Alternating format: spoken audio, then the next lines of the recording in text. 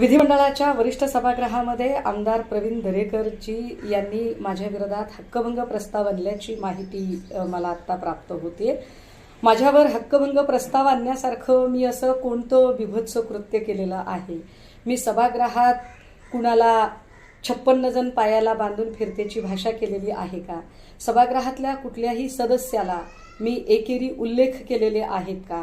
सभागृहातल्या कुठल्याही सदस्याचा अवमान होईल अशा भाषेत त्यांना अर्वाच्य शिवीगाळ केलेली आहे का? किंवा सभागृहाबद्दल काही खोटी माहिती मी पुरवलेली आहे का? हे मला एकदा कळायला हवे। आणि जर माझ्यावर हक्कभंग येणार असेल तर मग सभागृहात बिभत्स हातवारे करणाऱ्या लोकांवर तुम्ही हक्कभंग कधी आणणार आहात?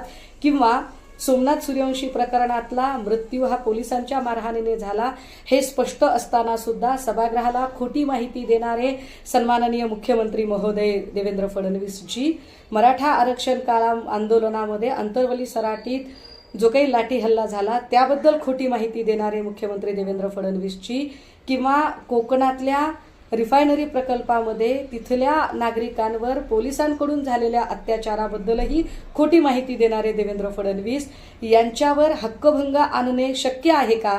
कृपया याची सुद्धा माहिती मला सभागृहाने द्यावी।